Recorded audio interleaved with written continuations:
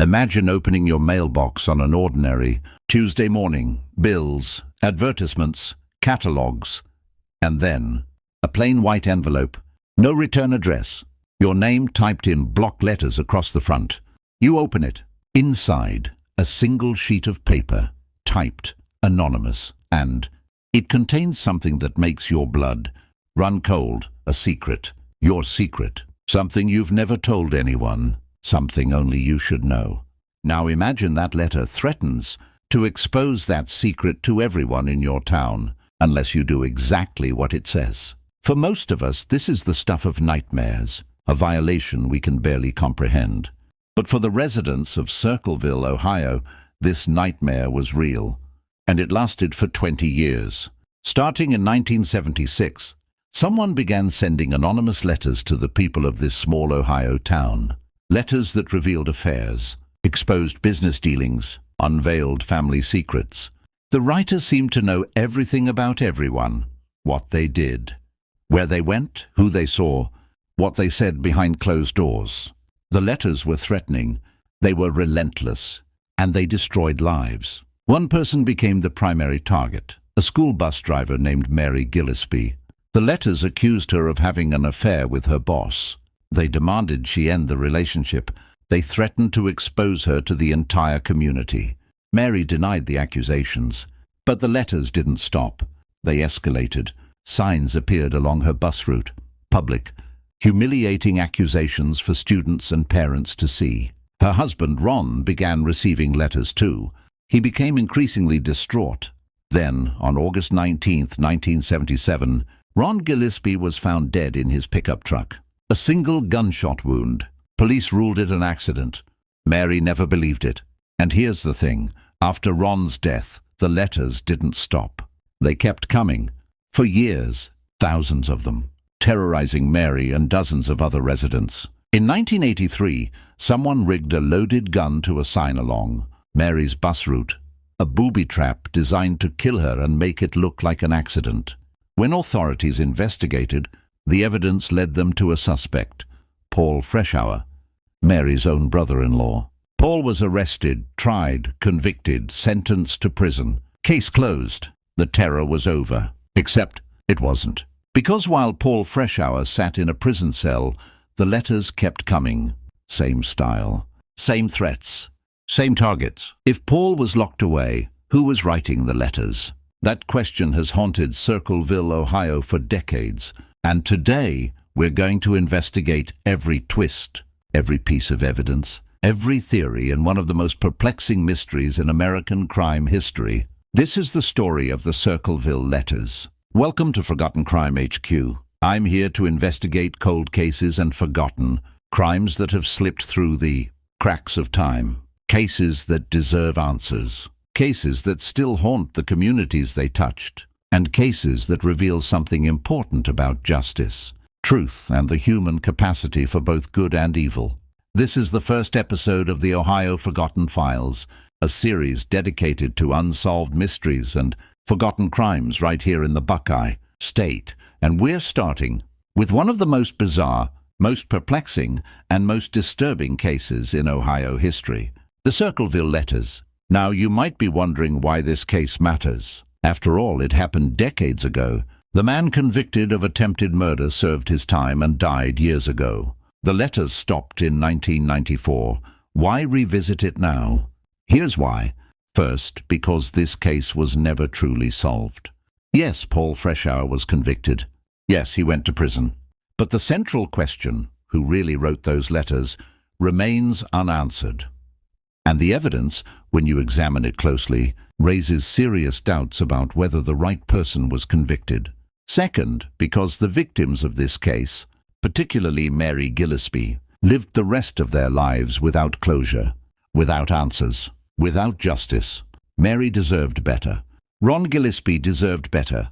And the entire community of Circleville, which lived under this shadow of paranoia and fear for 2 decades, deserved better.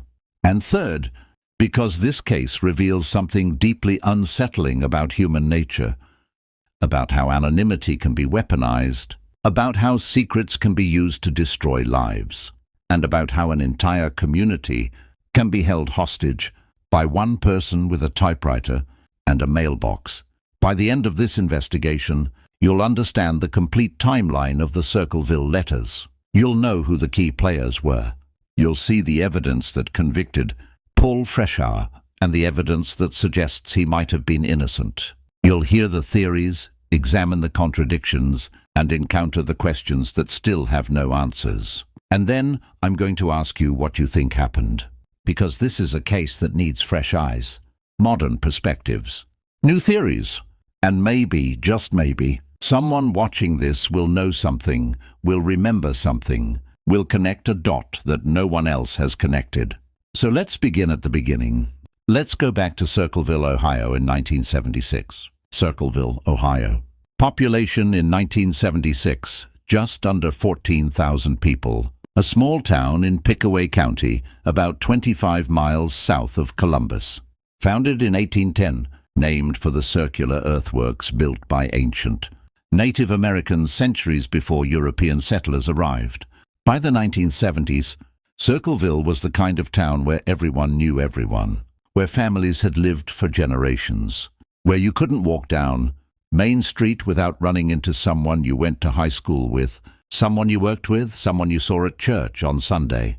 It was a tight-knit community, agricultural roots, small businesses, local schools, Friday night football games, county fairs, the kind of place where people looked out for each other, where neighbors helped neighbors, where your reputation mattered.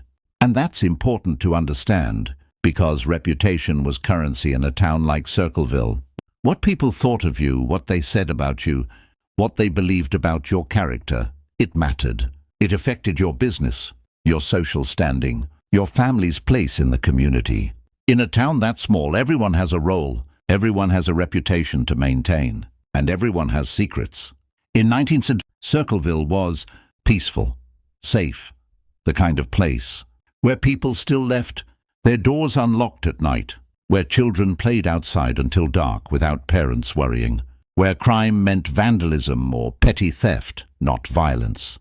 The biggest local news was usually about high school sports, city council meetings, or the annual pumpkin show, Circleville's famous October festival that had been running since 1903. Life was predictable, routine, comfortable. And then, sometime in early 1976, the letters started arriving. At first, only a few people received them. Anonymous letters, typed, mailed from Columbus, not Circleville itself, probably, to avoid the local postmaster recognizing the sender's handwriting on the envelope. The letters contained accusations, rumors, secrets. They knew things, personal things, private things, the kind of information you'd only share with your closest friends, or your family, or no one at all. And they were threatening, not always explicitly, not always saying, "I'm going to hurt you," but threatening nonetheless. Threatening to expose what they knew, threatening to tell everyone in town, threatening to destroy reputations, relationships, lives. In a town like Circleville, where reputation was everything, these letters were devastating. Recipients were terrified. Who was sending these? How did they know these things? What did they want? Most people who received letters kept quiet about them, didn't report them to police, didn't tell their neighbors, because reporting the letter meant admitting what the letter accused them of, or at least inviting speculation about it. So the letters continued, quietly terrorizing individuals, creating paranoia, making people look at their neighbors differently, making them wonder, is it you? Do you know my secrets? Are you the one sending these? But one person couldn't stay quiet, because one person became the primary target of the letter writer's obsession. Her name was Mary Gillispie. Mary was a school bus driver for the Westfall local school district. She was married to Ron Gillispie, who worked at the local print shop. They had a daughter, Karen Sue. By all accounts, Mary was a regular working-class woman. Nothing particularly remarkable about her life. She drove her bus route, went home to her family, participated in the community, but someone decided Mary was hiding something, and that someone was about to make her life a living hell.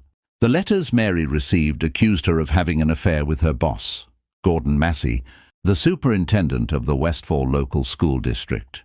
Mary denied it, completely, categorically denied it. She maintained that her relationship with Gordon Massey was strictly professional, nothing more. But the letters didn't care about her denials. They kept coming, week after week, month after month. The letters to Mary were different from the others, more frequent, more detailed, more vicious. They described where Mary had allegedly been seen with Gordon, what they'd supposedly done, when and where the affair was supposedly taking place. The writer claimed to be watching her, claimed to know her schedule, her routine, her every move. And the letters didn't just go to Mary. They went to Ron, her husband, telling him his wife was cheating on him, telling him he needed to do something about it, telling him he was being made a fool. They went to Gordon Massey, warning him to end the relationship or face exposure. They went to school board members, to other teachers, to parents in the district. And then the letter writer escalated. They didn't just send letters anymore. They posted signs.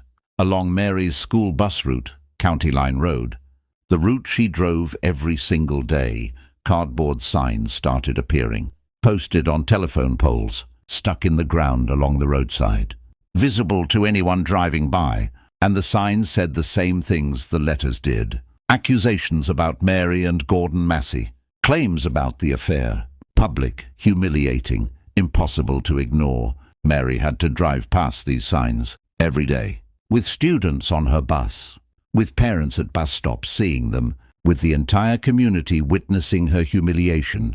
Imagine that. Imagine going to work every day, doing your job, and having to face public accusations, accusations you deny, accusations that are destroying your reputation, your marriage, your peace of mind, posted along the road for everyone to see.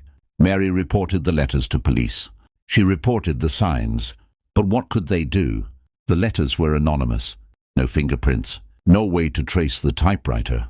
Postmarked from Columbus, a city of hundreds of thousands. The signs were just cardboard and marker. Anyone could have made them. And as for the content, well, it was harassment, certainly. It was cruel. But it wasn't specific enough to be considered a direct threat of violence. Not yet. So the harassment continued. Ron Gillispie, Mary's husband, became increasingly distraught. Friends later said Ron was obsessed with the letters. He wanted to know who was sending them. He wanted to protect his wife. He wanted to prove the accusations were lies. Some said Ron was conducting his own investigation, asking around town, trying to figure out who had access to this kind of information, who had a grudge against Mary, who could be behind this. And then, on August 19th, 1977, little over a year after the letters first started, Ron Gillispie was found dead. Let's talk about the letters themselves. Because to understand this case, you need to understand how methodical, how calculated, and how terrifying these letters actually were. The first letters arrived in early 1976. We don't know the exact date. Most recipients didn't report them immediately, if at all. But by spring of that year, it was clear that multiple people in Circleville were receiving anonymous correspondence. The letters followed a pattern. They arrived in plain white envelopes, standard business size. Nothing distinctive about them. The kind of envelope you could buy at any office supply store, any grocery store, anywhere. The recipient's name and address were typed on the front. Block capital letters, neat, precise, professional looking. No return address. And here's the first clue about the writer's intelligence. The letters were postmarked from Columbus, Ohio, not Circleville. Think about that for a moment. Circleville had its own post office. If you mailed a letter from Circleville, it would have a Circleville postmark. And in a small town, the postal workers knew everyone. They'd recognize handwriting. They might remember who mailed what. So the writer drove 25 miles to Columbus, a much larger city where they could mail letters anonymously, where no one would remember. One person dropping an envelope in a mailbox and sent them from there. That's planning. That's deliberate effort to avoid detection. Inside the envelope, recipients found a single sheet of paper. Typed. Always typed. Never handwritten. Standard white typing paper. The letters were composed on a typewriter. This was 1976. Remember, long before personal computers, before printers, before email, a typewriter. And the content was what made these letters so devastating. The letters contained secrets, personal, private information about the recipient's life. Information that in many cases only a handful of people should have known. Affairs, real or alleged. The letters would name both parties, describe where they met, when they met, what they did, business dealings, shady transactions, financial problems, debts people wanted to keep quiet, family secrets, illegitimate children, past indiscretions, things buried years ago, personal habits, private behaviors, things people did when they thought no one was watching. And the letters weren't just sharing this information. They were weaponizing it. The tone was moralistic, judgmental. The writer positioned themselves as some kind of righteous crusader, exposing sin and corruption in Circleville. Sometimes the letters included biblical references, quotes about adultery, about wickedness, about judgment, but mostly they included threats. End the relationship or I'll tell everyone. Stop what you're doing or the whole town will know. You have 1 week to confess or I'll expose you myself. The letters demanded compliance. They demanded the recipient change their behavior, end relationships, confess publicly, or face the consequences. And the consequence was always the same: public exposure, humiliation, the destruction of their reputation in a community where reputation was everything. Now here's what made this particularly insidious. In a small town like Circleville, you didn't need proof to destroy someone. You just needed the rumor, the accusation. Once people started talking, once the whispers started, it didn't matter if the accusation was true or not. The damage was done. And the letter writer knew that. Recipients faced an impossible choice. If you reported the letter to police, you had to admit what it accused you of, or at least, you had to let the police read it. And in a small town, police officers were your neighbors, people you saw at the grocery store, people whose kids went to school with your kids. Could you trust them to keep it confidential? And even if you did report it, what could the police do? The letters were anonymous. There were no fingerprints. The writer was clearly wearing gloves or being very careful. The typewriter couldn't be traced without comparing it to every typewriter in town, which was impossible. The Columbus postmark meant the letters could have been mailed by anyone in a city of 500,000 people. So most people stayed silent. They threw the letters away. They tried to ignore them. They hoped that if they didn't respond, the writer would lose interest and move on. But the writer didn't move on. As 1976 progressed, more letters appeared. Dozens, then hundreds. Different recipients, different accusations, but the same method. The same calculated cruelty. People in Circleville started looking at their neighbors differently. Who was sending these? Who knew all these secrets? How did they know? Was it someone with access to private records? A doctor? A lawyer? A government employee? Was it someone who just paid very close attention? Someone who watched, who listened, who collected information over years? Was it multiple people working together? Or was it just one person, one very observant, very patient, very disturbed individual with a typewriter and a grudge? The paranoia spread like a disease. Trust eroded. Friendships became strained. People wondered if their closest confidants were betraying them, if their secrets were being sold or shared or used against them. The social fabric of Circleville began to tear, and through it all, the letters kept coming, week after week, month after month. Anonymous, untraceable, relentless. But while many people in Circleville were receiving these letters, one person was receiving far more than anyone else. One person became the letter writer's obsession: Mary Gillispie. Mary Gillispie was 40 years old in 1976. She'd lived in the Circleville area her entire life. She was a school bus driver for Westfall Local School District, a job she'd held for several years. She was married to Ron Gillispie. They had a daughter together, Karen Sue, who was in her late teens. The Gillispies were, by all accounts, an ordinary working-class family. Nothing flashy, nothing that would draw particular attention. Ron worked at the Circleville Messenger Press, the local newspaper's printing operation. Steady job. reliable income. He was known as a quiet man, reserved, kept to himself mostly. Mary's boss, technically, the superintendent of the entire school district, was a man named Gordon Massey. He'd held that position for years. He was married, had a family of his own, was a respected figure in the educational community. Mary and Gordon had a professional relationship. She drove the bus. He ran the district. They interacted as any employee and administrator would. At least that's what Mary always maintained. Because according to the letter writer, Mary and Gordon Massey were having an affair. The letters that targeted Mary were different from the others. They were more frequent. Sometimes Mary would receive multiple letters in a single week. They were more detailed. The writer claimed to have witnessed specific encounters between Mary and Gordon. They described locations where Mary had allegedly parked her car, where she'd allegedly met Gordon, what time of day it happened. They were more vicious. The language was harsher, more condemning, more personal. And they weren't just sent to Mary. Ron Gillispie, Mary's husband, received letters too. These letters told Ron that his wife was cheating on him, that she was making a fool of him, that everyone in town knew except him, that he needed to do something about it. Imagine receiving those letters. Imagine the doubt they would plant, even if you trusted your spouse completely. Imagine the anger, the humiliation, the paranoia. Gordon Massey received letters warning him to end the relationship with Mary, a relationship he insisted didn't exist beyond professional boundaries. School board members received letters. Other teachers, parents of students in the district.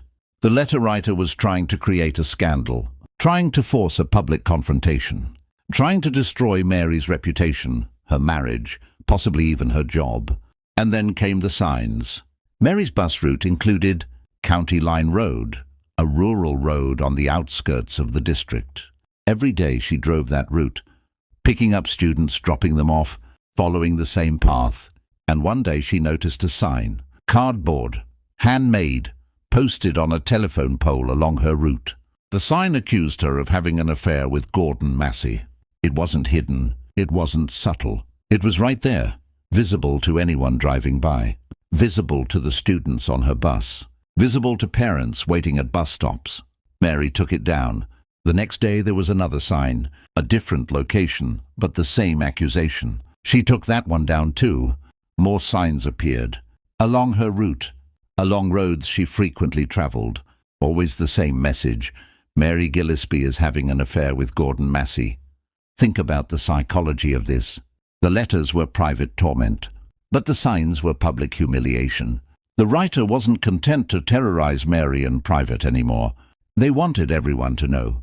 They wanted the accusations out in the open, where they couldn't be ignored, where they would spread through the community like wildfire. And in a small town they did. People talked. People speculated. Even people who didn't believe the accusations couldn't help but wonder. Where there's smoke, maybe there's fire. Maybe there's something to it. Mary's reputation suffered. Her marriage suffered. The stress was enormous. She denied the affair, repeatedly, categorically. To her husband, to her family, to anyone who asked. Gordon Massey denied it too. Maintained it was a professional relationship, nothing more. But the letters didn't stop. The signs didn't stop. Ron Gillispie was falling apart. Friends and co-workers said Ron became obsessed with the letters. He talked about them constantly. He wanted to know who was sending them.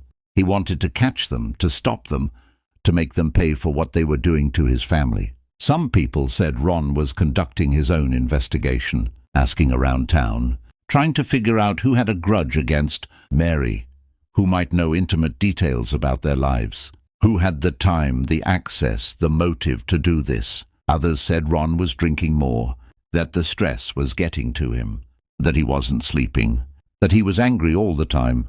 Mary tried to reassure him, tried to convince him the accusations were lies. But how do you fight an anonymous enemy? How do you prove a negative? How do you convince someone that something didn't happen when an invisible adversary keeps insisting it did? The letters had been coming for over a year. Mary and Ron had endured months of harassment, public humiliation and psychological torment. And then, in August of 1977, everything changed. August 19th, 1977. A Friday. Late afternoon, early evening. Ron Gillespie's pickup truck was found along Ross County Road, just outside Circleville. Ron was inside, dead, a single gunshot wound. The weapon, Ron's own .22 caliber pistol, was found in the truck with him. The Pickaway County Sheriff's Office responded. They investigated the scene. They examined the evidence. They interviewed witnesses, though there weren't many. This was a rural road, not much traffic. No one had seen or heard anything, and they reached a conclusion: accidental death. According to the official report, Ron had been reaching for his pistol on the seat beside him when it discharged. The gun went off accidentally. Ron was killed instantly. Tragic, but an accident. Case closed. Mary Gillispie never believed it. She knew Ron had been distraught about the letters. She knew he'd been obsessed with finding out who was sending them. She knew he'd been asking questions, making inquiries, trying to track down the letter writer, and now he was dead. An accident, really? Let's look at the suspicious circumstances. First, Ron had been receiving threatening letters for over a year. Letters that tormented him, that accused his wife of infidelity, that goaded him to take action. He was emotionally fragile. He was angry. He was desperate for answers. Second, Ron had allegedly been conducting his own investigation into the letter writer, asking around town, trying to identify suspects. What if he'd gotten close? What if he'd figured something out? What if he'd confronted the wrong person? Third, the gun. Ron owned the pistol, yes. He sometimes carried it in his truck. But friends said Ron was familiar with firearms. He'd grown up around guns. He knew how to handle them safely. Would he really have reached for a loaded pistol in a way that caused it to discharge? And fourth, the position of the gun, the angle of the wound, the forensics. Some people who saw the scene said it didn't look like an accident. It looked staged. It looked like someone wanted it to appear accidental. But the official ruling stood: accidental death. No further investigation. No suspects. No follow-up. No questions about whether the anonymous letter writer might have escalated from psychological terror to murder. Now there's another possibility, one that's difficult to discuss but necessary: suicide. Ron was under enormous stress. The letters had been tormenting him for over a year. His marriage was under strain. His mental health was deteriorating. Friends said he wasn't himself anymore. Could Ron have taken his own life? It's possible. Depression, anxiety, the feeling of helplessness. In the face of an invisible enemy, these can drive people to desperate acts. But if it was suicide, why did the authorities rule it an accident? Why not investigate it as a potential suicide? And if it was suicide, that means the letter writer killed him. Not directly, not with their own hands, but they drove him to it. They tormented him until he couldn't take it anymore. Either way, accident, suicide, or murder, Ron Gillespie's death was a direct result of the Circleville letters. And here's the truly chilling part. After Ron died, Mary thought, hoped, that maybe the letters would stop. Maybe Ron's death would satisfy the letter writer. Maybe they'd feel remorse. Maybe they'd realize they'd gone too far. The letters didn't stop. In fact, they continued with the same frequency, the same viciousness, the same accusations. Mary was still having an affair with Gordon Massey, according to the writer. Nothing had changed. Except now Mary was a widow. The years that followed were a blur of paranoia and fear. For Mary and for the entire community of Circleville, the letters continued. Hundreds of them, maybe thousands. Different recipients, different accusations, but the same anonymous source. Police investigated when they could, but they had nothing to go on. No physical evidence, no witnesses, no leads. The letter writer was a ghost. Mary tried to move on with her life. She continued driving her school bus. She raised her daughter. She lived with the constant awareness that someone out there was watching her, hating her, obsessed with her. Years passed. 1977, 1970, 1970, 1980, 1981, 1982. The letters kept coming. And then, in the summer of 1983, 6 years after, Ron's death, the letter writer made a fatal mistake. They escalated from words to action, and this time they left evidence. August 1983. Mary Gillispie was driving her empty school bus along her route, preparing for the upcoming school year. It was the off-season. No students. Just Mary, alone, driving the familiar roads. She approached County Line Road, the same road where so many of those accusatory signs had appeared years before. And she saw something that shouldn't have been there. A new sign, cardboard, mounted on a stake, positioned along the roadside. Mary slowed down. She'd seen these signs before. She'd torn down dozens of them over the years, but something made her stop this time. She pulled the bus over, got out, approached the sign, and that's when she saw the string, a piece of twine, thin, easy to miss if you weren't looking for it. One end was attached to the sign. Mary followed the string with her eyes, down, along the ground, into the tall grass beside the road. And there, hidden in the weeds, aimed directly at where someone would stand if they were pulling down the sign, was a gun. A loaded pistol, rigged to fire when the sign was pulled. A booby trap. A death trap. Designed to kill whoever removed the sign and make it look like an accident. If Mary had grabbed that sign and yanked it down, the way she'd done dozens of times before, if she hadn't noticed the string, she would have shot herself, and the letter writer would have gotten away with murder. Mary backed away from the sign, carefully, slowly. She got back in her bus, and she called the police. Sheriff Bruce Radcliffe responded to the scene. He documented the booby trap. He carefully disarmed it. He collected the evidence, the gun, the string, the sign, the mechanism, and for the first time in 7 years of anonymous letters, the police finally had something to work with. Physical evidence, a weapon, and that weapon was about to lead them straight to a suspect. August 1983. For the first time in 7 years, law enforcement had something concrete to work with. A weapon, a crime scene, physical evidence. Sheriff Bruce Radcliffe of the Pickaway County Sheriff's Office took control of the investigation. This wasn't just anonymous harassment anymore. This was attempted murder. Let me walk you through what investigators found at that scene on County Line Road. The booby trap itself was crude but effective, deadly in its simplicity. A cardboard sign, similar to the ones that had appeared along Mary's bus route for years, mounted on a wooden stake driven into the ground beside the road. The sign contained a typed message. Reports vary on the exact wording, but it was another accusation about Mary Gillispie and Gordon Massey. The same obsession, the same theme. But this time there was more than just words. A length of string, twine really, was attached to the bottom of the sign. The string ran down the stake, along the ground, and into the tall grass and weeds growing along the roadside. At the end of that string, carefully positioned and camouflaged in the vegetation, was a pistol, a .25 caliber handgun, loaded, 1 round in the chamber, ready to fire. The mechanism was brutally simple.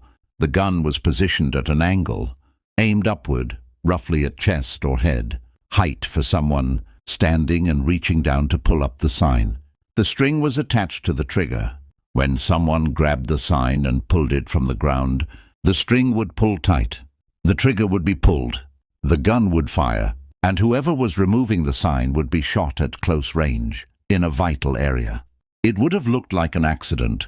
She was removing the sign when she accidentally shot herself with a gun that just happened to be there. Or maybe she didn't realize there was a gun hidden in the grass. And when she pulled the sign, it discharged. Plausible deniability, an unfortunate tragedy. Another accident involving a gun, just like Ron Gillispie 6 years earlier, except Mary Gillispie didn't pull that sign. She noticed the string. She investigated carefully. She stepped back. She called the police. And that decision saved her life. Sheriff Radcliffe and his deputies photographed the scene extensively. They documented the position of the gun, the angle of the barrel, the placement of the string, the exact setup of the trap. Then, very carefully, they disarmed it. They secured the weapon. They collected the string. They took the sign. They bagged everything as evidence. And then they began the process of trying to figure out who had built this death trap. Fingerprints were attempted. The gun was smooth metal. It should have held prints if the person who handled it wasn't wearing gloves. But there were no usable fingerprints. Either the builder had worn gloves, or the prints had been wiped clean, or exposure to the elements had degraded them. The string was examined. It was common twine, the kind you could buy at any hardware store in America, untraceable. The wooden stake was ordinary lumber. Could have come from anywhere. The sign itself was cardboard and marker. Again, common materials available everywhere. But the gun was different. Every firearm manufactured in the United States has a unique serial number stamped on it. That serial number is recorded when the gun is sold, creating a paper trail from manufacturer to distributor to dealer to buyer. This wasn't 2025 with computerized databases and instant searches. This was 1983. Tracing a gun meant paperwork, phone calls, record searches and time. But it could be done, and Sheriff Radcliffe was determined to do it. While the gun was being traced, the community of Circleville reacted to the news of the booby trap. For years, the letters had been a dark secret that many people knew about but didn't discuss openly. Recipients kept quiet out of shame or fear. The harassment was psychological, invisible, deniable. But this was different. This was attempted murder. This was physical violence. This was undeniable. The story spread through Circleville like wildfire. Someone had tried to kill Mary Gillispie. The letter writer, whoever they were, had escalated from threats to action, from words to weapons. If they'd done this to Mary, what else were they capable of? Who else might be in danger? The fear intensified. The paranoia deepened. People wondered, was the letter writer someone they knew? Someone they saw every day? Someone they trusted? In a town of 14,000 people, that could be anyone. And then, after days of investigation, the gun trace came back. The serial number led investigators to the original purchaser of the weapon. The gun had belonged to a man who was now deceased. It should have been in the possession of his family. Specifically, it should have been in the possession of his son-in-law, a man named Paul Freshour. Paul Freshour was 45 years old in 1983. He lived in Circleville. He'd been part of the community for years, and he was married to Mary Gillispie's sister. That's right. Paul Freshour was Mary's brother-in-law. Paul worked as a corrections officer at the Orient Correctional Institution, a state prison about 40 miles from Circleville. He'd held that job for several years. By all accounts, he was a stable employee, reliable, no disciplinary issues. He and his wife, Mary's sister, had a seemingly normal life. They lived quietly. They weren't particularly social, but they weren't reclusive either.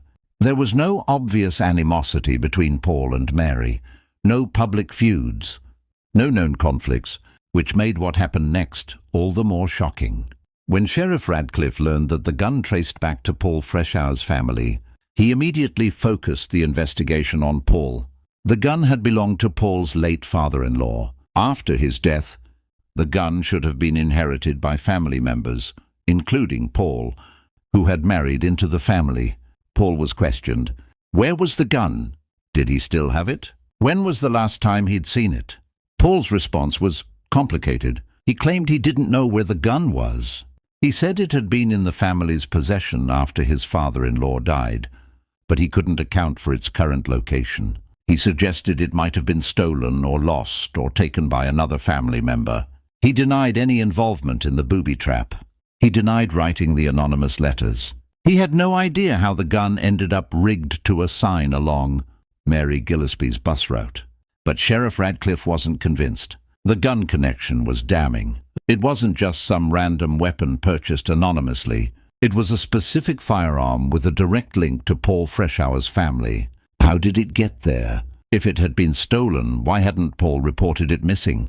If he'd lost track of it, why couldn't he provide a clear explanation? And then there was the matter of the letters. For 7 years, the Circleville letters had terrorized the community. Thousands of letters, all typed, all anonymous, all demonstrating intimate knowledge of people's private lives. Sheriff Radcliffe and his investigators began to consider a theory. What if Paul Freshour had been writing the letters all along? At first glance, it seemed absurd. Why would Paul target his own sister-in-law? What possible motive could he have? But as investigators dug deeper, they started building a circumstantial case. First, access to information. Paul was married to Mary's sister. He would have been around the family regularly. He would have heard family gossip, private conversations, personal details. He would have known Mary's schedule, her habits, her relationships. He might have known, or believed he knew, things about Mary and Gordon Massey that others didn't. Second opportunity. Paul worked at a prison, but he had time off. He could have driven to Columbus to mail letters. He could have posted signs along Mary's bus route when she wasn't there. He could have built the booby trap during a day off or a weekend. Third, the typewriter. Investigators obtained samples of typing from various typewriters. Paul had access to at work, at home, from family members. They compared the typeface, the spacing, the characteristics of the typed letters. And according to the forensic document examiners they consulted, there were similarities. Not definitive proof. Typewriters of the same make and model produce similar output, but enough to be suspicious. And then there was the handwriting. Remember, the body of the letters was always typed, but the envelopes were addressed by hand, names and addresses, written in block capital letters. The sign found at the booby trap also had handwritten elements. The message was typed, but there were handwritten notes or markings. Investigators collected samples of Paul Freshour's handwriting.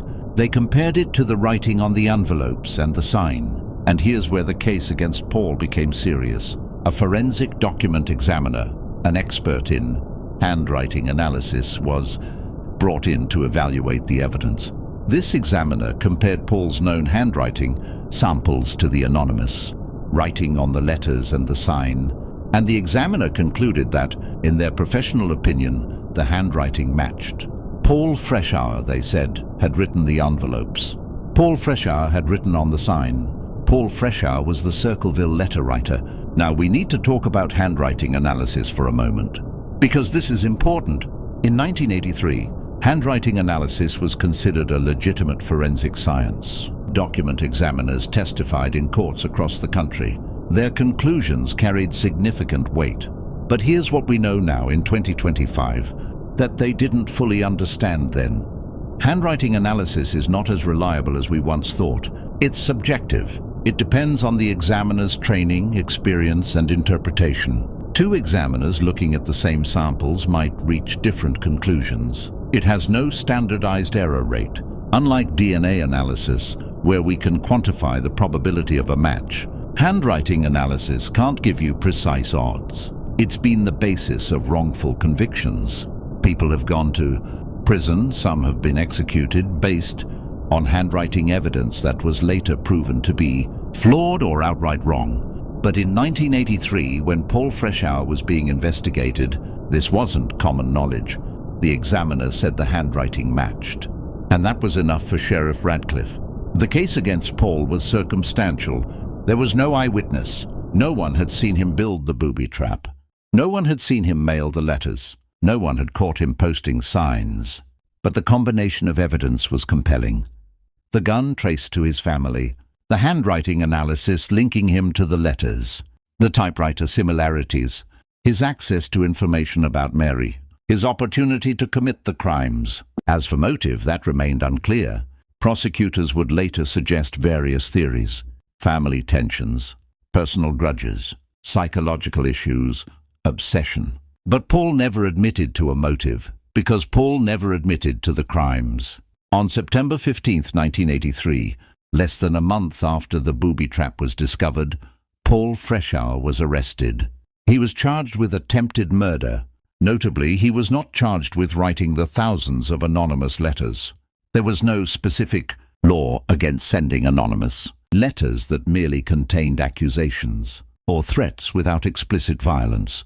The letters alone weren't prosecutable, but attempted murder, that was prosecutable. That carried serious prison time. Paul Freshour maintained his innocence from the moment of his arrest. He denied building the booby trap. He denied writing the letters. He insisted he was being framed. But the evidence, according to law enforcement, said otherwise. The arrest of Paul Freshour sent shockwaves through Circleville. For 7 years, the community had lived in fear of an invisible enemy, someone who knew their secrets, someone who could terrorize them from the shadows. And now, suddenly, that enemy had a face. Paul Freshour, corrections officer, family man, Mary Gillispie's own brother-in-law. The reaction was mixed. Some people were relieved. Finally, after all these years, the letter writer had been caught. The terror was over. Justice would be served. Others were skeptical. Paul, really? Why would he do this to his own sister-in-law? What was his motive? And if it was him, how had he gotten away with it for 7 years? And some people who knew Paul personally, didn't believe it at all. They insisted Paul was innocent, that he was being framed, that the real letter writer was still out there, and law enforcement was rushing to judgment. Paul's trial began in early 1984. The prosecution's case rested on the physical evidence and the expert testimony. They presented the gun, traced to Paul's deceased father-in-law. They argued that Paul had access to the weapon and couldn't adequately explain how it ended up in the booby trap. They presented the handwriting analysis. The forensic document examiner testified that, in their professional opinion, Paul's handwriting matched the writing on the envelopes and the sign. The odds of it being someone else, the examiner suggested, were extremely low. They presented evidence of Paul's access to typewriters, at home, at work. They showed similarities between the typed letters and the typewriters Paul used. They established that Paul had intimate knowledge of Mary's life, her schedule, her relationships. He was family. He would have known things that an outsider wouldn't. And they presented the letters themselves, or at least samples of them, as context. The letters established a pattern of obsessive harassment targeting Mary Gillispie. The booby trap was the culmination of that harassment, an escalation from psychological torment to attempted murder. Who else but the letter writer would have built that trap? And if the evidence pointed to Paul as the letter writer, then Paul must have built the trap. The defense argued that the case was entirely circumstantial. No one saw Paul build the booby trap. No one saw him mail the letters. No one saw him post the signs. The gun? Yes, it belonged to his late father-in-law. But it could have been stolen from the family, or taken by another family member, or lost and found by someone else. Paul couldn't account for its whereabouts, but that didn't mean he'd used it in a crime. The handwriting analysis. The defense challenged the reliability of handwriting comparison. They pointed out that it wasn't an exact science, that different experts might reach different conclusions, that the block capital letters on the envelopes were simple and could have been written by anyone trying to disguise their handwriting. The typewriter evidence? Inconclusive. Thousands of typewriters produced similar output. You couldn't definitively match a typed document to a specific machine.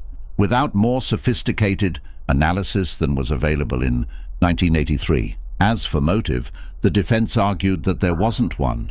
Paul had no reason to torment Mary. No known conflicts. No financial disputes. No romantic entanglements. No history of violence or harassment. Why would he suddenly become obsessed with destroying his sister-in-law's life? And most importantly, the defense pointed out something that would become crucial later. If Paul was convicted and sent to prison, and the letters stopped, that would be proof he was guilty. But if the letters continued while Paul was locked up, then he couldn't be the writer. The trial lasted several days. Witnesses testified. Experts presented their findings. The jury listened to both sides. And then they deliberated. The verdict came back. Guilty.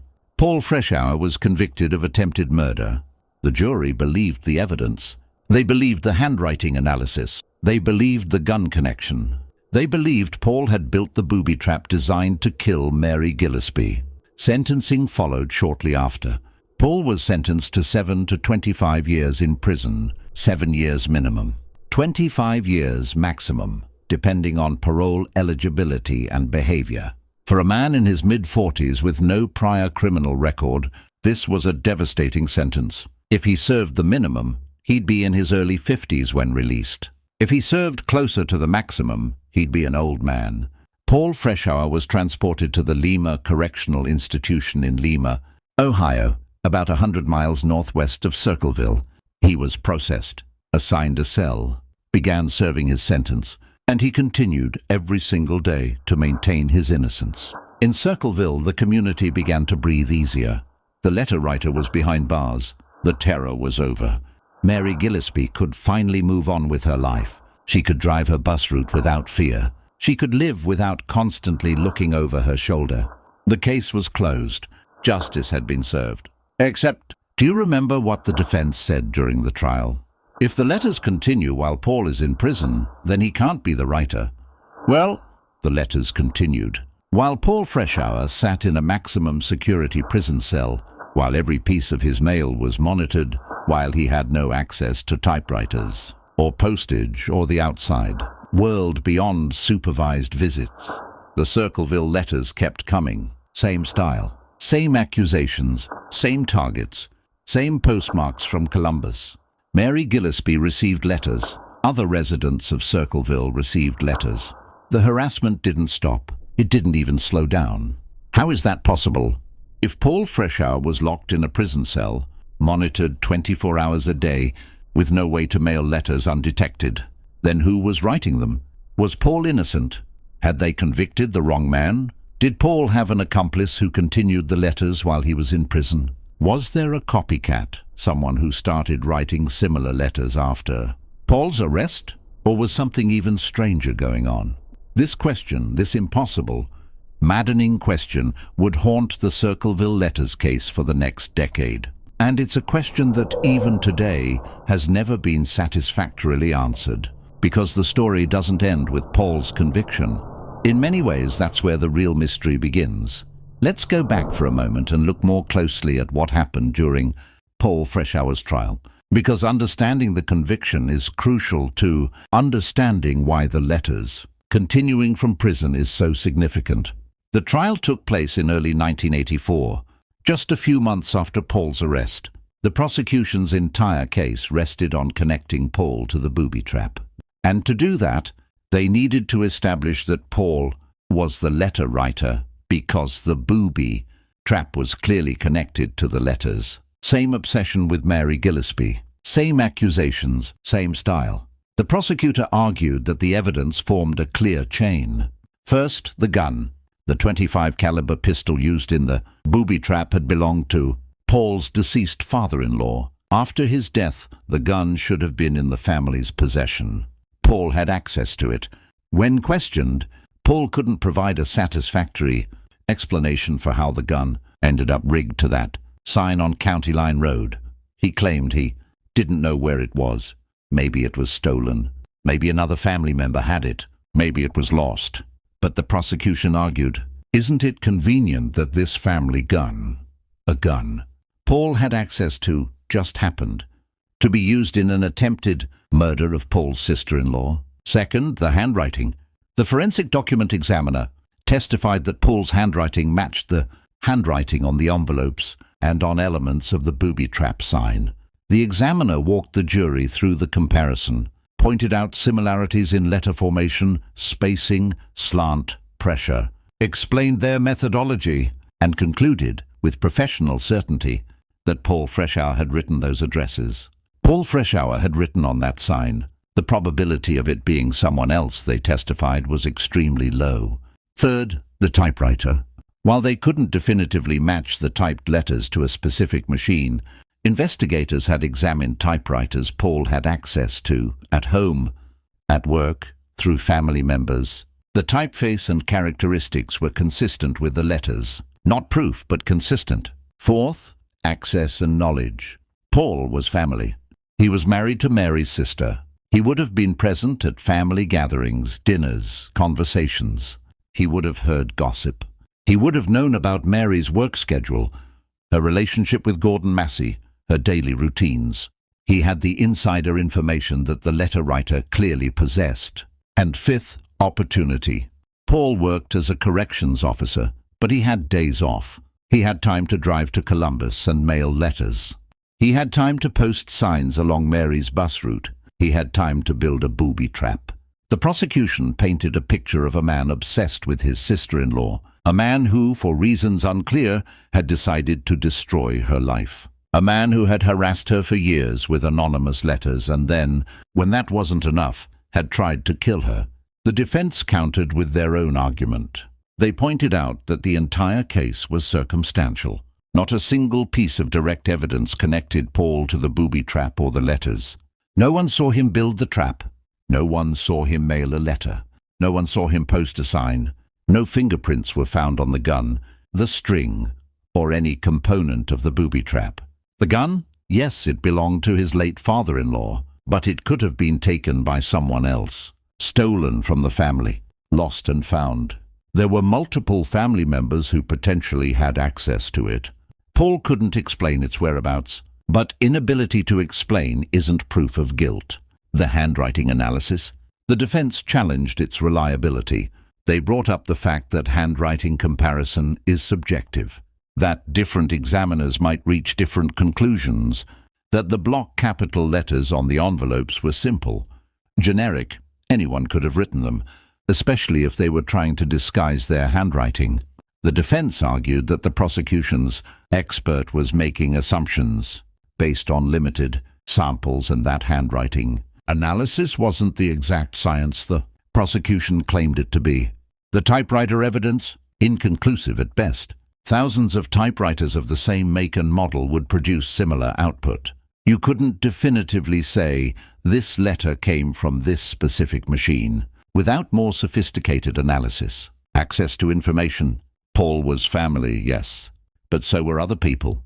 Mary's sister obviously knew everything Paul knew, more, probably since she was Mary's actual sister. Other family members had the same access. Friends, neighbors, co-workers, anyone in a small town could accumulate knowledge about someone's life. Being family didn't make Paul uniquely positioned to write the letters. And most crucially, motive. The defense hammered this point. What possible reason would Paul have to torment Mary?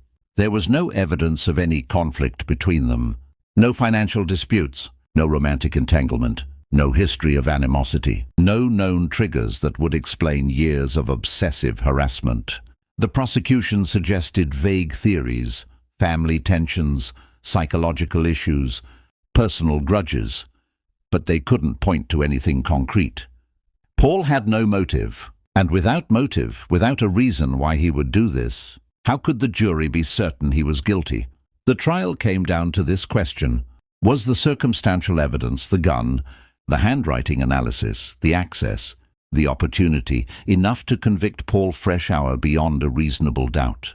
The jury deliberated, and they decided yes. Paul Freshour was found guilty of attempted murder. The judge sentenced him to 7 to 25 years in the Ohio state prison system.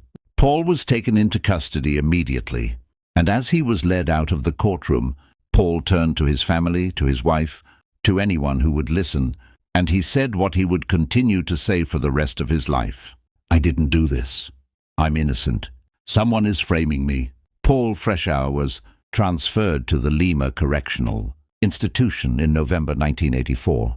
Lima is a maximum security prison in northwestern Ohio, about 100 miles from Circleville. It houses some of the state's most dangerous offenders. Paul was processed, assigned a cell block, given his prison number, and began serving his sentence. In prison, Paul's life became highly regimented and closely monitored. Wake-up times, meal times, work assignments, recreation periods, everything scheduled, everything supervised, and crucially, mail was monitored. This is important, so let me explain how prison mail works. Inmates can send and receive letters, but there are strict controls. Outgoing mail is inspected. Guards check letters before they're sent to ensure they don't contain contraband information, escape plans, threats, or anything else prohibited. Inmates don't have unfettered access to stamps, envelopes, or the postal system. They can't just walk to a mailbox and drop a letter in. Everything goes through the prison mail system. They certainly don't have access to typewriters. In a maximum security facility in 1984, inmates weren't given typewriters for personal use. Letters were handwritten, and inmates can't leave the facility to mail letters from external locations. They're locked in. That's the whole point of prison.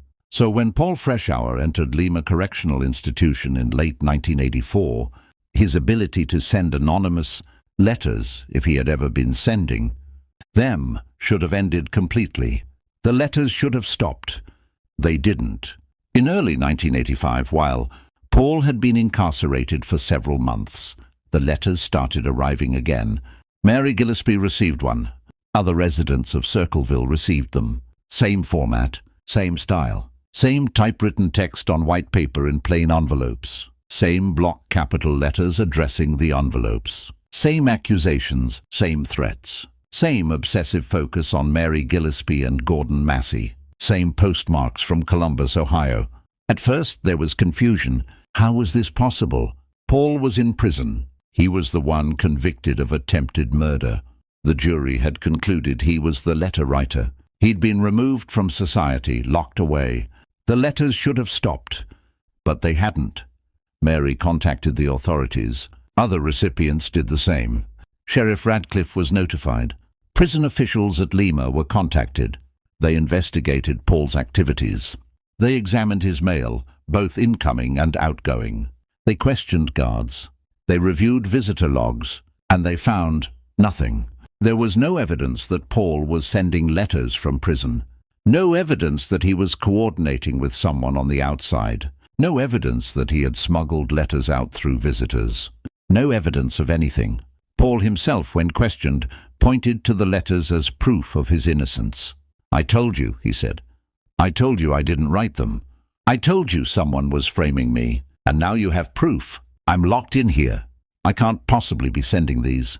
So obviously I never was." This created an enormous problem for everyone involved in the case. If Paul was innocent, if he truly hadn't written the letters or built the booby trap, then they'd convicted the wrong man. An innocent person was sitting in prison while the real letter writer remained free. That's a miscarriage of justice. That's a prosecutor's nightmare. That's the kind of thing that destroys careers and damages the credibility of the entire legal system. But if Paul was guilty, how were the letters still being sent? Several theories emerged. Theory 1.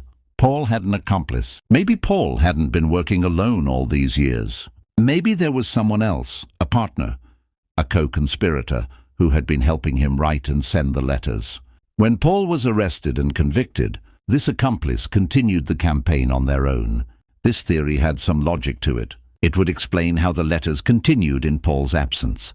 It would explain how someone had such detailed knowledge of Circleville residents. Maybe there were two people pooling information.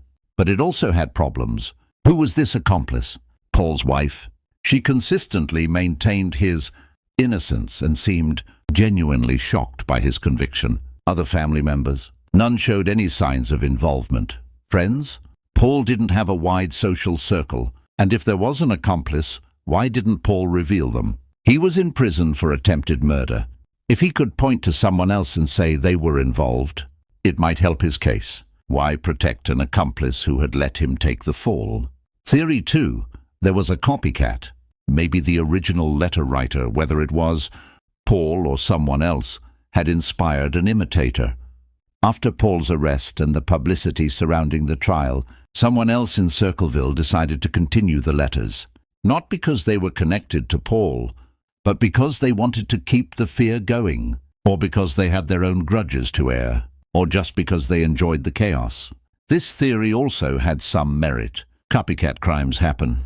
The Circleville letters had been widely discussed in the community and covered in local media. Someone could have studied the style and replicated it. But the letters that came after Paul's imprisonment weren't just stylistically similar, they were virtually identical. Same typeface, same phrasing, same specific accusations about the same people. A copycat would have to be extraordinarily dedicated and well-informed to pull that off. And why?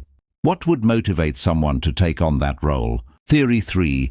Paul was orchestrating the letters from inside prison. Maybe Paul had found a way to communicate with someone on the outside. A visitor, a corrupt guard, another inmate's contact. And he was giving them instructions. Send a letter to Mary Gillispie. Type this message. Mail it from Columbus. Prison officials investigated this possibility thoroughly. They monitored Paul's visitors. They screened his phone calls. Inmates were allowed limited phone access, but calls were monitored. They examined his incoming and outgoing mail with extra scrutiny. They found nothing. No coded messages. No suspicious visitors. No communications that suggested Paul was directing an outside campaign. And frankly, this theory required a level of sophistication and covert operation that seemed unlikely for a man in maximum security with no apparent resources or connections to organized crime. Theory 4. Paul was innocent, and the real letter writer was still out there. This was Paul's claim from the beginning. He didn't write the letters. He didn't build the booby trap. Someone framed him, planted the gun, forged the handwriting, set him up to take the fall. And now that he was safely locked away, the real letter writer was free to continue their work without fear of being caught. If this theory was true, it meant a catastrophic failure of justice. It meant an innocent man was in prison. It meant the real culprit had gotten away with years of harassment and attempted murder. It meant the case wasn't solved at all. None of these theories could be proven. None of them fully explained the situation. And so the letters continued, year after year. 1985, 1986, 1987, 1988. Paul remained in prison, maintaining his innocence. Mary continued to receive letters, still being accused of an affair she denied. Circleville remained on edge, wondering who among them was the letter writer. And then something happened that would add yet another layer to this already baffling mystery.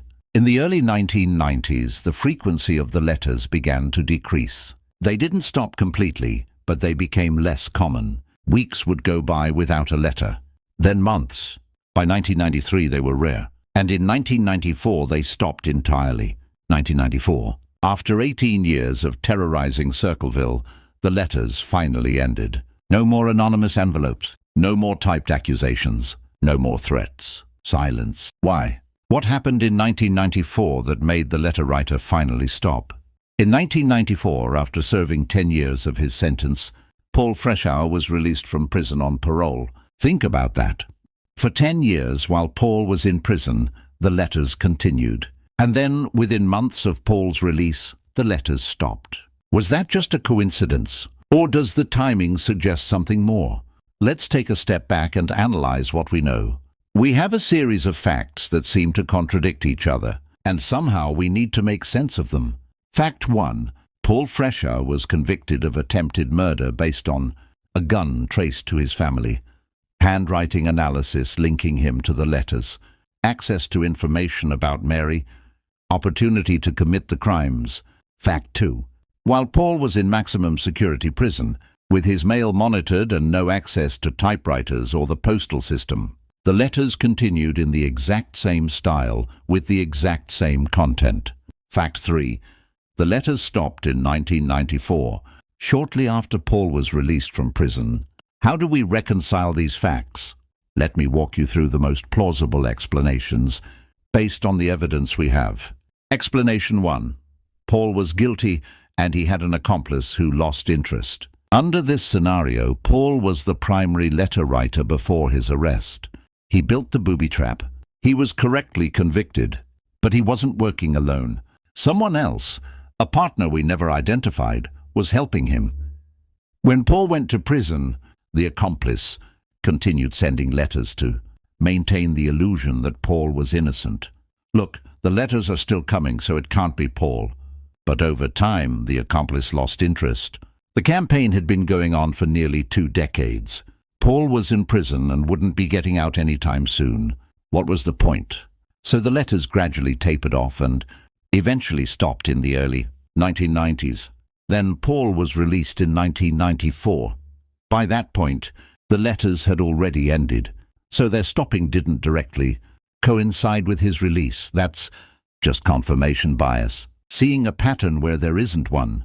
This theory would mean Paul was guilty, justice was served, and there's an unknown accomplice who was never caught. Explanation 2. Paul was guilty, and he orchestrated the letters from prison until it became too difficult.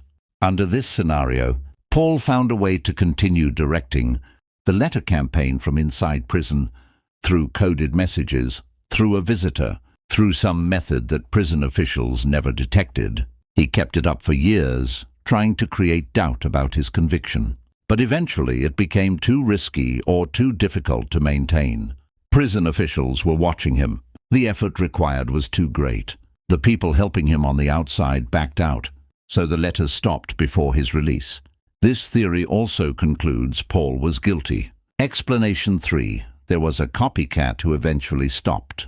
Under this scenario, Paul may or may not have been the original letter writer, but after his arrest and conviction, someone else in Circleville, inspired by the case or harboring their own grudges, started sending similar letters. This copycat maintained the campaign for several years, but eventually grew tired of it, or moved away, or died, or simply decided to stop. The timing of the letters stopping near Paul's release is coincidental. This theory leaves Paul's guilt uncertain. Explanation 4. Paul was innocent, and the real letter writer stopped because the heat was off. Under this scenario, Paul Freshour never wrote a single letter. He never built the booby trap. Someone else did all of it, and that someone either deliberately framed Paul, planted the gun, forged the handwriting, or Paul was just unlucky enough to be in the wrong place, with the wrong connections at the wrong time. When Paul was convicted and sent to prison, the real letter writer kept going. Why wouldn't they? They'd gotten away with it. Someone else was taking the blame. But as the years went on, maintaining the letter campaign became risky. Too much attention from law enforcement. Too much scrutiny. The letters continuing while Paul was in prison was causing people to ask questions. So the real letter writer decided to stop. Not because Paul was released. The timing is coincidental or perhaps strategic. Maybe they stopped just before his release to make it seem like Paul had been orchestrating things from prison all along. This theory means an innocent man spent 10 years in prison, and the real culprit was never caught. So which explanation is correct? I don't know. And here's the frustrating truth. We may never know. The evidence is contradictory. The timing is suspicious in multiple directions. Every theory has problems. Every theory requires assumptions we can't verify. What I can tell you is this. If Paul was guilty, the handwriting analysis and gun connection were enough to convict him, but the letters, continuing from prison, raises serious doubts that were never adequately explained. If Paul was innocent, then we have one of the most egregious miscarriages of justice in Ohio history, and a skilled manipulator got away with 18 years of psychological terrorism and attempted murder. Over the years, investigators, journalists, and amateur sleuths have examined this case from every angle. Some believe Paul was guilty and had an accomplice. Some believe Paul was innocent and was framed. Some believe the truth is somewhere in between, that Paul may have been involved in some of the letters, but not all of them, or that multiple people were writing letters over the years. There are other suspects that have been discussed in various forums and true crime communities. Mary's daughter Karen Sue was mentioned in some theories, though there's no evidence to support her involvement, and it seems highly unlikely she would terrorize her own mother for years. Gordon Massey, the school superintendent, was briefly considered, but that makes no sense. Why would he send letters accusing himself of an affair? He was as much a victim as Mary. Mary's sister, Paul's wife, was theorized by some to be involved, perhaps as an accomplice, but she maintained Paul's innocence and seemed genuinely devastated by his conviction. Would she have let her husband go to prison if she was involved? An unknown resident of Circleville with a grudge against multiple people, someone we never identified because they were careful, patient, and intelligent enough to evade detection for 18 years. The truth is, without a confession, without new physical evidence, without someone coming forward with information, we may never definitively solve the mystery of the Circleville letters. And that brings us to the question of what happened after the letters stopped. What happened to the people involved in this case? Where are they now? And is there any hope that even decades later we might finally get answers? 1994. After serving 10 years of his 7 to 25-year sentence, Paul Freshour was released from Lima Correctional Institution on parole. He was 55 years old. He'd spent a decade behind bars for a crime he continued to insist he didn't commit. Paul returned to the Circleville area, though his life had been fundamentally altered by his conviction and imprisonment. His marriage to Mary Gillispie's sister had ended. Whether the strain of the conviction, the years of separation, or doubts about his guilt caused the divorce, we don't know for certain, but by the time Paul was released, he was a single man. His reputation was destroyed. In a small community like Circleville, everyone knew who he was. The man convicted of trying to kill his sister-in-law. The man believed to be the Circleville letter writer. Even people who had doubts about his guilt couldn't fully embrace him. The stigma was too great. Paul tried to rebuild his life. He found work where he could, though employment opportunities were limited for a convicted felon, especially one who'd been in the news. He lived quietly. He avoided publicity when possible, but he never stopped proclaiming his innocence. Over the years following his release, Paul gave occasional interviews to journalists and true crime investigators who were interested in the Circleville letters case. And in every single interview, his story never changed. He didn't write the letters. He didn't build the booby trap. Someone framed him. When asked about the gun, the .25 caliber pistol traced to his family, Paul maintained that he didn't know how it ended up rigged to that sign. He suggested it must have been stolen from the family or taken by someone who had access to their property. When confronted with the handwriting analysis, Paul argued that handwriting comparison wasn't reliable science.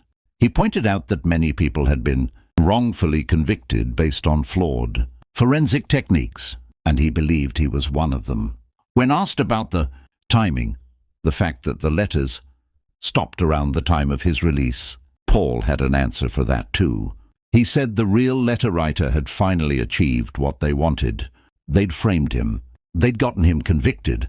They'd sent him to prison. And then they continued writing letters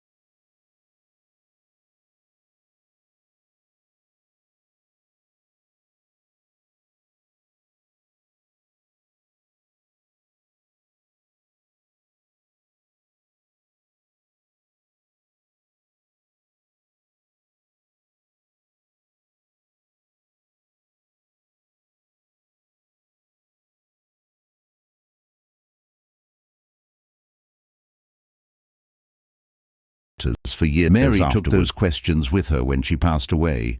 The exact date of her death isn't widely publicized. She valued her privacy in her final years, but she lived into the 2000s. Gordon Massey, the school superintendent who was accused alongside Mary in the letters, also continued his life after the letters stopped. He maintained until his death that there was never an affair, that his relationship with Mary had always been strictly professional, that the accusations were completely fabricated. Whether that's true or not, we'll never know for certain. But the letters destroyed his reputation as well, and that damage was never fully repaired. As for the investigation itself, officially the case is closed. Paul Freshour was convicted of attempted murder. He served his time. The letters stopped. From a legal standpoint, justice was served. But from an investigative standpoint, there are still enormous unanswered questions. In recent years, the Circleville letters case has experienced renewed interest. True crime podcasts have covered it extensively. Online communities, Reddits are unresolved mysteries. Web sleuths forums and other platforms have dissected every detail, debated every theory and proposed new suspects. In 2024, CBS's 48 Hours produced a detailed episode on the case, bringing it to a new generation of viewers. And with that renewed interest has come modern analysis. Forensic experts have looked back at the evidence from 1983 with fresh eyes and modern knowledge. The handwriting analysis that convicted Paul, remember, that was the primary evidence against him, has been heavily scrutinized. Modern forensic document examiners acknowledge that handwriting comparison, especially of simple block capital letters, is far less reliable than was believed in the 1980s. There's no standardized error rate for handwriting analysis. Different examiners can reach different conclusions looking at the same samples, and it's particularly unreliable when someone is intentionally trying to disguise their handwriting, which anyone writing anonymous, threatening letters would presumably do. In recent decades, DNA analysis has exonerated dozens of people who were convicted based on handwriting evidence, bite mark analysis, and other forensic techniques that we now know are deeply flawed. Could Paul Freshour be another one of those cases? Possibly. The gun evidence is more solid. The weapon definitely belonged to Paul's family. But the question of how it ended up in the booby trap was never definitively answered. Could it have been stolen? Absolutely. Could another family member have used it? Possibly. Could Paul have used it himself? Also possible. The gun proves a connection to Paul's family. It doesn't necessarily prove Paul built the booby trap. As for the letters themselves, the thousands of anonymous letters sent over 18 years, very few of them still exist. Most recipients destroyed them. Who would want to keep threatening letters that exposed your secrets? A handful were turned over to police, but many of those were lost or destroyed over the decades. Evidence storage wasn't as rigorous in small-town Ohio in the 1970s and 80s as it is today. If those letters still existed, modern forensic techniques might be able to extract information that 1980s investigators couldn't. DNA from saliva on envelope seals, trace evidence from the paper or ink, more sophisticated analysis of the typewriter characteristics. But without the physical evidence, we're left with testimony, memories, and newspaper accounts. Not enough to reopen the case or conduct new forensic analysis. There have been no new arrests. No one has come forward with a deathbed confession. No new evidence has emerged that would definitively prove Paul's guilt or innocence. The case, for all practical purposes, remains exactly where it was in 1994, officially solved. Practically speaking, still a mystery. So let me give you my analysis. After researching this case extensively, examining the evidence, considering the theories, and weighing the contradictions, here's what I believe we can say with reasonable confidence. First, someone in Circleville wrote those letters. That's not in dispute. The letters existed. They were sent. They terrorized people for 18 years. Someone did this. Second, the letter writer was either someone who lived in Circleville or had very close connections to the community. The level of detail in those letters, the insider knowledge, the intimate secrets, the awareness of people's daily routines suggests someone who was present, who was watching, who was embedded in the social fabric of that town. This wasn't someone sending random threats from a distance. This was someone who knew these people. Third, the letter writer was intelligent, patient, and disciplined. They maintained this campaign for 18 years without making a significant mistake that led to their identification. They understood how to avoid detection using Columbus postmarks, wearing gloves, typing instead of handwriting, varying their mailing times. This wasn't an impulsive person. This was someone methodical. Fourth, the booby trap was a serious escalation.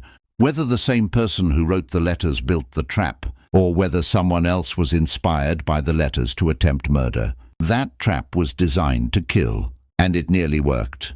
That device showed mechanical knowledge, planning, and a willingness to commit homicide. Now, beyond those 4 points, everything becomes speculation. Was Paul Freshour guilty? The evidence against him was circumstantial. The handwriting analysis that convicted him is now considered unreliable. He had no clear motive, and the letters continuing while he was in prison raises enormous doubt. But the timing of the letters stopping when he was released is suspicious. The gun connection to his family is concerning. His inability to explain where the gun was or how it ended up in the trap is problematic. I honestly don't know if Paul was guilty, and I think that's the most intellectually honest position to take. The evidence is contradictory. The timeline is confusing. The explanations don't fully satisfy. If I had to guess, and this is purely speculation based on the available evidence, here's what I think might have happened. I think it's possible that the letter writer was someone we never identified.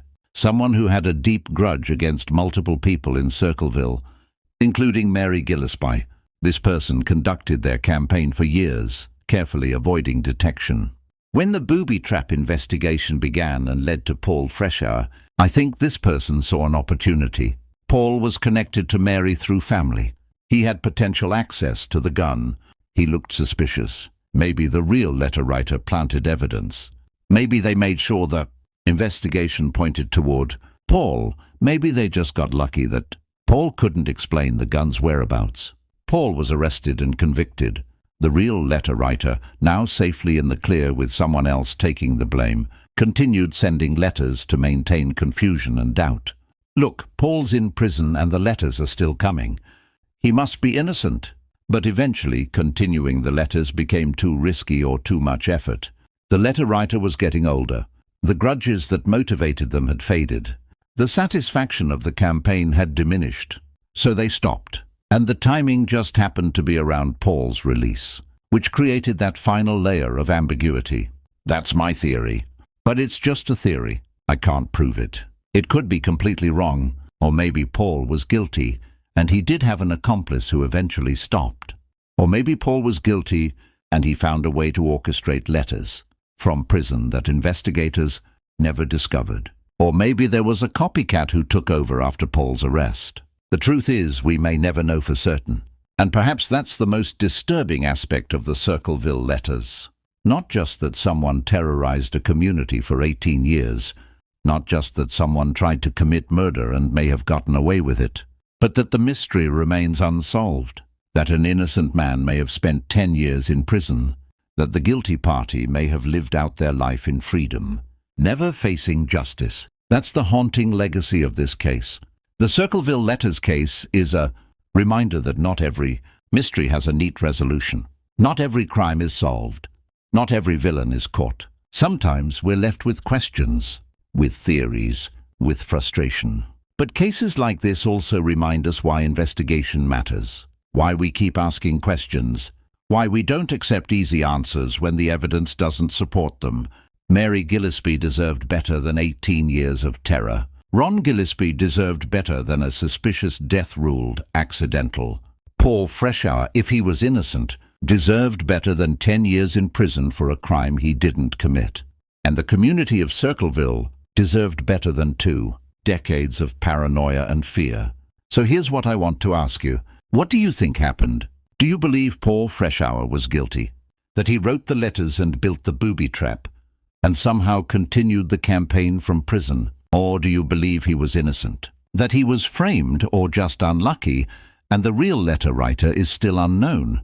Do you have a theory I didn't mention? A suspect I didn't consider? A connection I missed? Leave your thoughts in the comments. I read every single one, and I'm genuinely interested in what you think. This is a case that benefits from fresh perspectives, from people who weren't around in 1983, who can look at the evidence without the biases and assumptions of that time. And if you know something, if you lived in Circleville during this time, if you have information that was never reported, if you heard something from a family member or friend, there's still a chance to bring closure to this case. You can contact the Pickaway County Sheriff's Office. The case is technically closed, but if compelling new evidence emerged, it could be reopened. The people who suffered through this deserve answers. Thank you for watching this investigation into the Circleville letters. This is the first episode of the Ohio Forgotten Files, and if you'd like to see more forgotten cases, more unsolved mysteries, more deep dives into crimes that have slipped through the cracks, please subscribe to Forgotten Crime HQ. Next week, I'll be investigating another forgotten Ohio case, one that's just as perplexing. Just as disturbing and just as deserving of answers. Until then, keep searching for the truth. Keep questioning the official narratives. And keep fighting for justice, even when justice seems impossible. This has been Forgotten Crime HQ. The Circleville letters may never be fully solved, but we'll never stop asking who wrote them